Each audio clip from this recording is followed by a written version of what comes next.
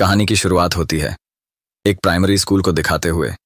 यहाँ पर छोटे छोटे बच्चे स्कूल यूनिफॉर्म में बैठे हुए थे और उन्हें टीच कर रही थी एमा नाम की टीचर, जो इसी स्कूल में काफ़ी टाइम से पढ़ा रही होती है और इस फिल्म की मेन एक्ट्रेस है। स्कूल में कल से हॉलीडेज शुरू होने वाले हैं, इसलिए सभी बच्चे काफ़ी खुश होते हैं। इधर एमा भी छुट्टियों को स्पेंड करने के लिए अपने पिता के पास जाने का प्लान बनाती है ताकि उनके साथ रहकर क्वालिटी टाइम स्पेंड कर सकें। अब सभी बच्चों की छुट्टी हो जाती है और एमा क्लासरूम के स्कूल काउंटर पर आती है, जहां पर उसे एक बैग दिया जाता है जो एमा के भाई का था, और ये बैग एमा के भाई का दोस्त यहां छोड़ गया था। दूसरी तरफ हम एक सुनसान और अनजान जगह पर कुछ लोगों को कार में ड्रग्स रखते हुए देखते हैं, जिसमें इनके लीडर का नाम होता है बोसमैन। ये ड्रग्स को बेचने का काम करता है और इसके साथ इसका पूरा गैंग होता है जो बोसमैन की सभी बातों को मानता है, और आज इन्हें ड्रग्स की डिलीवरी दूसरी जगह करनी थी। उधर एमा भी अपने पिता से मिलने के लिए घर से निकल जाती है।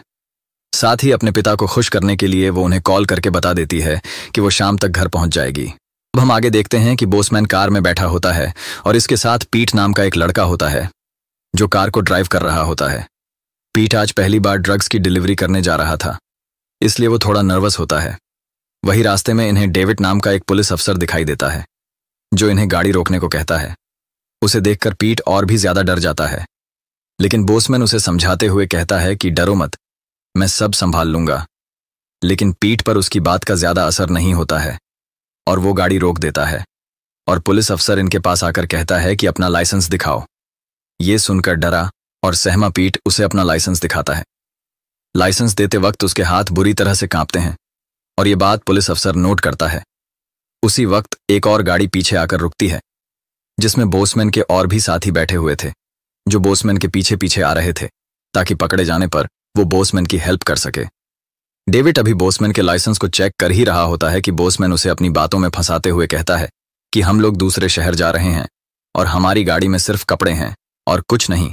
लेकिन पीट को इस कदर घबराया हुआ देखकर पुलिस अफसर को उन पर शक हो जाता है। इससे पहले कि वो उन लोगों को कुछ कह पाता, बोसमैन का साथी जिसका नाम बांस होता है, वो अपनी कार को आगे लाकर पुलिस अफसर से कहता है कि क्या आप हमारी मदद कर देंगे। दरअसल बांस पुलिस अफसर का ध्यान अपनी तरफ खींचना चाहता था ताकि वो पीट और बोसमैन की गाड़ी को बिना पूछताछ के आगे जाने दे, लेकिन पुलिस अफसर बांस की बात पर ज्यादा ध्यान नहीं देता है और उन्हें कार से उतरने के लिए कहता है। यह सुनते ही बोसमैन के सभी साथी अपनी कार से उतरकर बाहर निकल आते हैं और बांस अपनी बंदूक को पुलिस अफसर के ऊपर तान देता है, जिसे देखकर पुलिस अफसर काफी डर जाता है और अपनी बंदूक निकाल लेता है। इधर बोसमैन भी गाड़ी से उतरकर पुलिस अफसर पर अपनी बंदूक रख देता है। अब अकेला पुलिस अफसर क्या ही कर पाता, इसलिए वो हार मानते हो इनसे कह देता है कि वो कुछ नहीं करेगा, वो लोग जा सकते हैं। पर पीछे से बांस उस पुलिस अफसर पर अटैक करके उसे जख्मी कर देता है और बोसमैन के कहने पर उसकी बेल्ट निकाल लेता है, जिसमें काफी सारी चीजें होती हैं। इसके बाद ये लोग पुलिस अफसर को कैद कर बोसमैन की गाड़ी में डाल देते हैं और सभी लोग अपनी कार को लेकर आगे बढ़ते हैं। अब पुलिस अफसर की गाड़ी भी इन्हीं के कब्जे में थी। दूसरी तरफ हम एमा को देखते हैं, जिसकी गाड़ी में कुछ प्रॉब्लम आ जाती है और इसकी कार से धुआं निकलने लगता है, इसलिए वो एक बोतल उठाकर आसपास पानी ढूंढने के लिए जाती है। अब पुलिस अफसर को ये लोग कार से बाहर निकालते हैं और बोसमैन पीट से कहता है कि इसे शूट करके आजाद कर दो, लेकिन पीट ने पहले कभी गन नहीं चलाई थी, इसलिए बोसमैन उसे अपनी गन देता है और चलाने को कहता है। पीट भी डरते हुए पुलिस अफसर को शूट कर देता है और उन्हें ये सब करते हुए दूर खड़ी एमा देख लेती है और इसके हाथ से डर की वजह से बोतल गिर जाती है, जिसकी आवाज बोसमैन सुन लेता है और अपने साथियों से एमा को पकड़ने के लिए कहता है।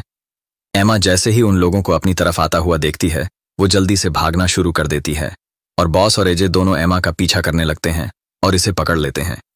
अब वो दोनों एमा को लेकर बोसमैन के पास आते हैं और एक दूसरे से बात करने लगते हैं।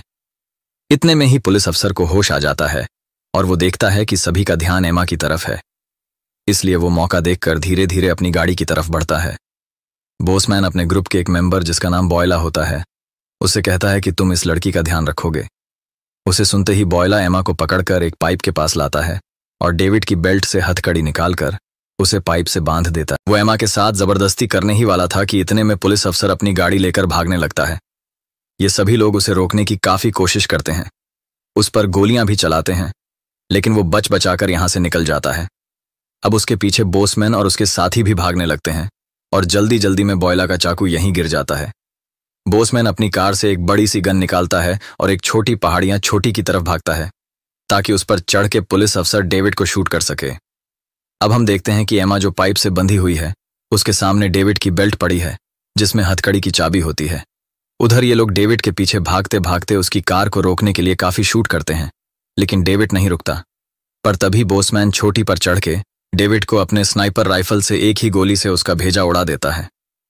इधर एमा किसी तरह कोशिश करके डेविड की बेल्ट को उठा लेती है और उसमें से चाबी निकालकर अपनी हथकड़ी भी खोल लेती है और जल्दी से चाकू भी उठा लेती है, जिसे बॉयला जल्दबाजी में यही छोड़ गया था। वहीं बॉसमैन पीट से कहता है कि इस पुलिस वाले को हम पर शक हो गया था और यह हमारे लिए कभी भी खतरा बन सकता था, इसलिए इसे मरना जरूरी था। किसी को शक ना हो इसलिए ये लोग डेविड की कार को अपने साथ लेकर चले जाते हैं। बोसमैन बॉयला से कहता है कि तुम जाकर उस लड़की को मार दो, क्योंकि उसने इन लोगों को डेविड को मारते हुए देख लिया था। वहीं हम देखते हैं कि डरी हुई एमा भागते भागते अपनी कार तक पहुंच गई है और वो अपनी गाड़ी से अपना फोन और अपने भाई का बैग निकालती है और यहां से निकलने के लिए दोबारा आगे बढ़ना शुरू कर देती है। फिर बॉयला उसी जगह पर आता है और खाली हथकड़ी देखकर समझ जाता है कि एमा यहां से भाग चुकी है। इतने में पीछे पीछे इसके ग्रुप के सभी लोग आ जाते हैं, जिन्हें बॉयला सब कुछ बता देता है। गुस्से में आकर बॉसमैन पीट से कहता है कि गाड़ी में से रेडियो निकालकर सभी को दे दो, हमें टीम बनाकर लड़की को ढूंढना होगा। इसके बाद बाज और एजे कार में बैठकर एमा को ढूंढने के लिए निकल जाते हैं। दूसरी तरफ एमा के पिता अपने बेटी के आने का बेसब्री से इंतजार कर रहे होते हैं और उसकी खबर लेने के लिए कॉल भी करते हैं, लेकिन एमा जहां फंसी हुई है वहां सिग्नल नहीं आ रहा था। अब एमा अपने भाई के बैग से जरूरी सामान निकालती है। कुछ दूर बांस और एजे को रास्ते में आगे बढ़ते ही एमा की कार नजर आती है, जिसमें वो छानबीन करना शुरू कर देते हैं और इसकी कार के डॉक्यूमेंट्स देखकर उन्हें उसका नाम और उसका घर का एड्रेस पता चल जाता है। वहीं बांस को कुछ ऐसा दिखाई देता है कि वो बॉसमैन को कॉल करके यही आने के लिए कहता है।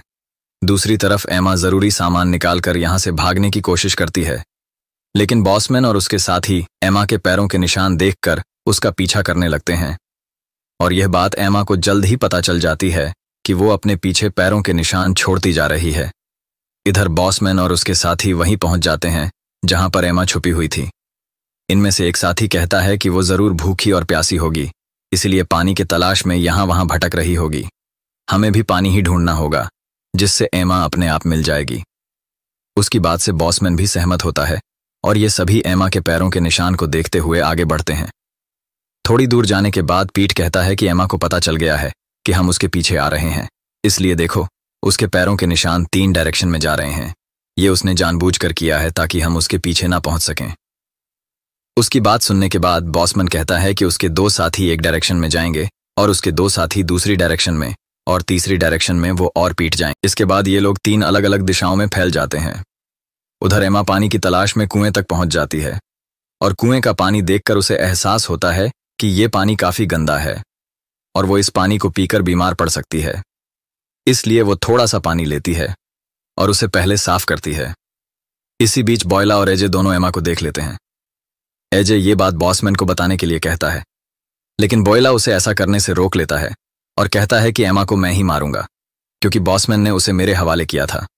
ये कहकर वो यहां से चला जाता है और जल्द ही एमा के पास पहुंचकर उस पर बंदूक तान देता है और उसके साथ जबरदस्ती करने की कोशिश करता है। लेकिन इस बार एमा बिना डरे उसके पेट में चाकू मार देती है और कहती है कि मैं कोई आम लड़की नहीं हूं।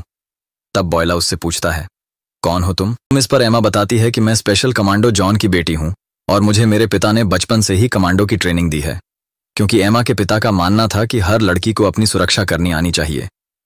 खैर, बॉयला को तो एमा मार देती है, पर अभी उसके और साथी बाकी थे। जब एजे देखता ही कि बॉयला एमा के पास नहीं है, तो वो ये बात कॉल करके बोसमैन को बता देता है और एमा इन दोनों की बातें रेडियो पर सुन लेती है। वो उसका रेडियो और गन उठाकर भागने लगती है, जिसके बाद एजे जैसे ही बॉयला को देखने के लिए उस जगह पर जाता है तो उसे बॉयला की लाश मिलती है। वो फौरन बोसमैन को इस बात की खबर देता है और खुद एमा के पीछे भागने लगता है। बॉसमैन जल्दी से बॉयला की लाश तक पहुंच जाता है और इसके सभी साथी उस कुएं से पानी पीने लगते हैं। इस दौरान एजे एमा के पैरों के निशान का पीछा करता है और जैसे ही पैरों के निशान खत्म होते हैं तब वो ऊपर देखता है और तभी उस पर एक पत्थर गिरता है। ये पत्थर एमा ने ही फेंका था, जिससे एजे को काफी चोट लग जाती है। एमा जैसे ही एजे को देखने नीचे आती है तो वो उसे पकड़ लेता है और मारने की कोशिश करता है, पर एमा भी हार नहीं मानती और उसकी गन उठाकर उसी को शूट कर देती है। कुछ देर बाद बॉसमैन और उसके साथी बेन की लाश तक पहुंच जाते हैं और एमा भागते भागते एक फार्म हाउस के करीब पहुंच जाती है। लेकिन तभी बॉसमैन उसे छोटी पर से खड़ा हुआ देख लेता है और जैसे ही शूट करने वाला होता है तभी एमा की नज़र उस पर पड़ जाती है और वो तेजी से भागना शुरू कर देती है और एक जगह जाकर छुप जाती है, पर उसे छुपते हुए पीठ देख लेता है, जो पानी पीने की वजह से थोड़ा बीमार हो गया था। उधर बॉसमैन उन्हें कहता है कि तुम लोग आगे जाकर उसे ढूंढने की कोशिश करो, मैं यहीं से उस पर नजर रखूंगा। बॉसमैन की बात सुनकर सभी एमा की तलाश में निकल जाते हैं। अब हम देखते हैं कि एमा एक फार्म हाउस में पहुंच गई है जो एकदम सुनसान पड़ा हुआ है, पर इस वीरान पड़े हुए फार्म हाउस में उसके काम की काफी चीजें होती हैं। तभी उनके गैंग का एक सदस्य इस फार्म में सबसे पहले एंट्री मारता है और एमा उस पर हमला कर देती है। इसके बाद पीट भी धीरे धीरे फार्म हाउस के अंदर जाता है। तभी एमा उसे पकड़ लेती है और उस पर चाकू से वार कर देती है। इतने में बांस आकर एमा पर अटैक कर देता है और दोनों के बीच लड़ाई होती है। क्योंकि बॉस पावरफुल था, लेकिन वो भी एमा के सामने ज्यादा देर तक टिक नहीं पाता और एमा उसे भी अपना शिकार बना लेती है। बांस को मारकर एमा जैसे ही बाहर आती है तो उसके सामने बॉसमैन हाथ में बंदूक लिए खड़ा होता है। एमा उसे कहती है कि मुझे भी मौका दो। ये सुन के बॉसमैन अपनी गन को नीचे रख देता है, पर उसके हाथ में अभी एक आर्म गन होती है, जिसके बाद दोनों के बीच गोलियों की बौछार शुरू हो जाती है और एमा की चलाई गोली से बॉसमैन मारा जाता है, जबकि उसकी गोली ने एमा को जख्मी कर दिया था। लास्ट सीन में हम देखते हैं कि जख्मी एमा इसी हालत में अपने पिता के पास पहुंच गई है और उनके गले लगकर कहती है कि मुझे ट्रेनिंग देने के लिए शुक्रिया पापा। और इसी के साथ ये मूवी दोस्तों यहाँ खत्म हो जाती है। वीडियो को लास्ट तक देखने के लिए आप सभी का बहुत शुक्रिया। आज के लिए बस इतना ही। मिलते हैं अगली वीडियो में, तब तक के लिए good bye and thank you for watching.